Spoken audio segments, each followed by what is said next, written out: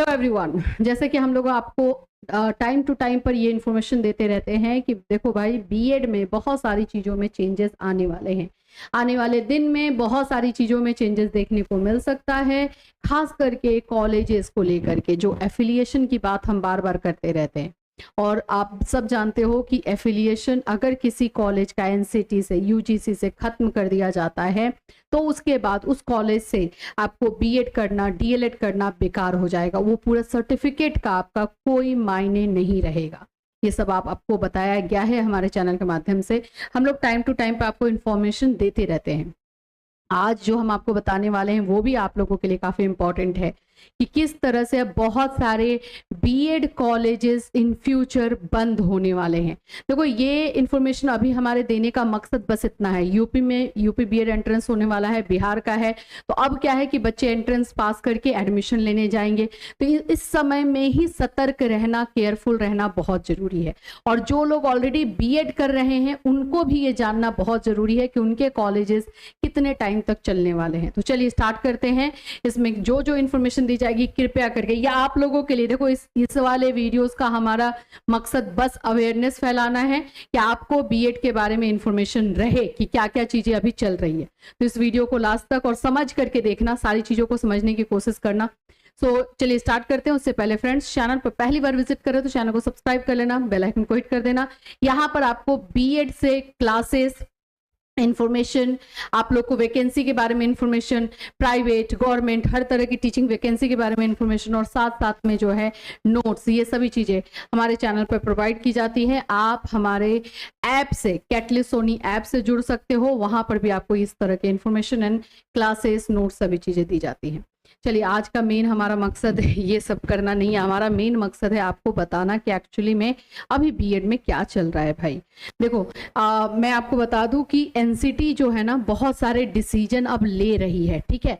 और मैंने आप लोगों को कुछ टाइम पहले एक वीडियो दिया था, उसमें बताया था कि देखो बाबू, 15 जून के बाद बहुत सारे ऐसे कॉलेजेस होंगे जिनको या तो ब्लैकलिस्ट कर दिया जाएगा, क्योंकि वो लोग जो है अपना परफॉर्मेंस रिपोर्ट जो है एनसीटी को नहीं भेज रहे हैं। तो एनसीटी ने जो है जवाब तलब किया है, और नहीं जवाब देंगे तो उनके साथ वही होगा, आपको उनका ब्लैकलिस्ट किया जाएगा। ये हमने आपको बताया था। तो अब ये टाइम बहुत सामने आ रहा है। अब एक एनसीटी ने एक और डिसीजन ले लिया है। अब वो डिसीजन क्या है? तो अब सिंगल कॉलेजेस सिर्फ बीएड के कॉलेजेस जो है अब नहीं चलेंगे। अब ये क्या मतलब है भाई इसका? तो इसका मतलब ये है कि जो पर्टिकुलर कुछ कॉलेज हैं जो सिर्फ बीएड को रन करते थे, यानी सिर्फ बीएड वो करवाते थे, वैसे कॉलेजेस अब नहीं चलाए जाएंगे।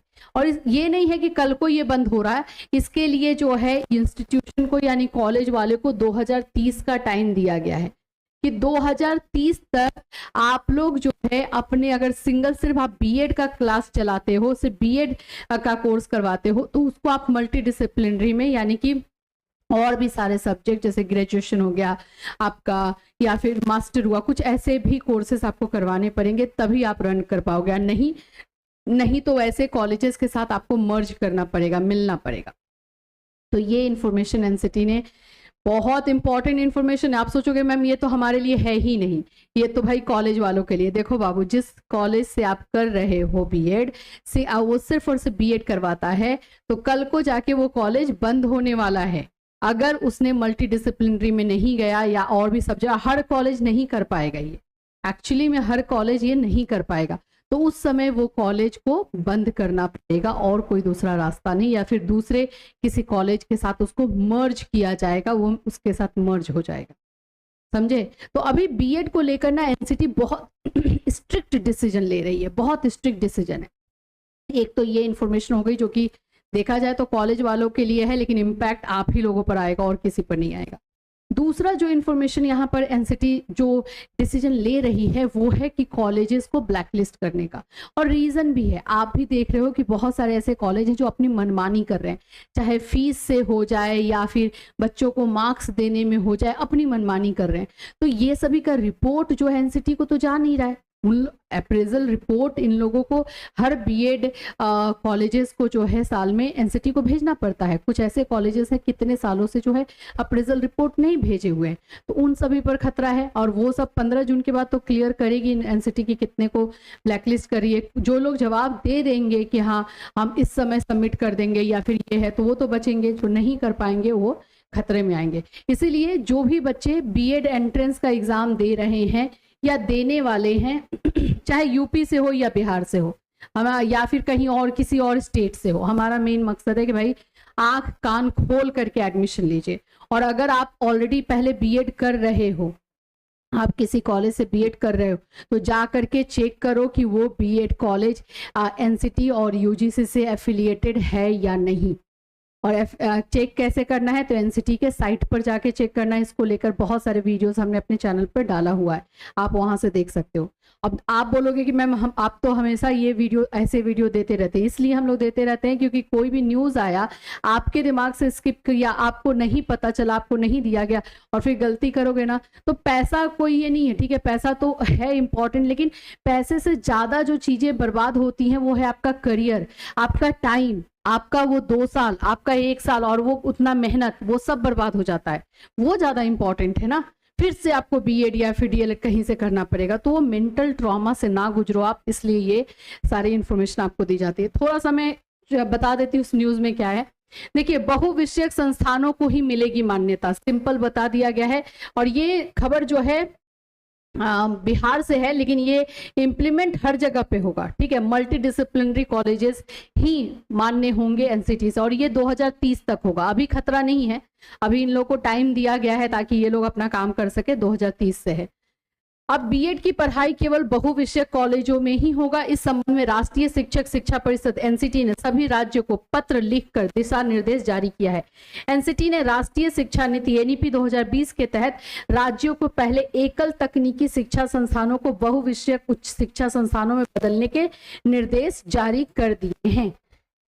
यहाँ पे और देखिए, बहुविषयक संस्थानों के रूप में विकसित करना होगा। इसका मतलब है कि जहां केवल बीएड की पढ़ाई होती है, वहां अब स्नातक स्तर पर अन्य विषयों की पढ़ाई भी अनिवार्य होगी।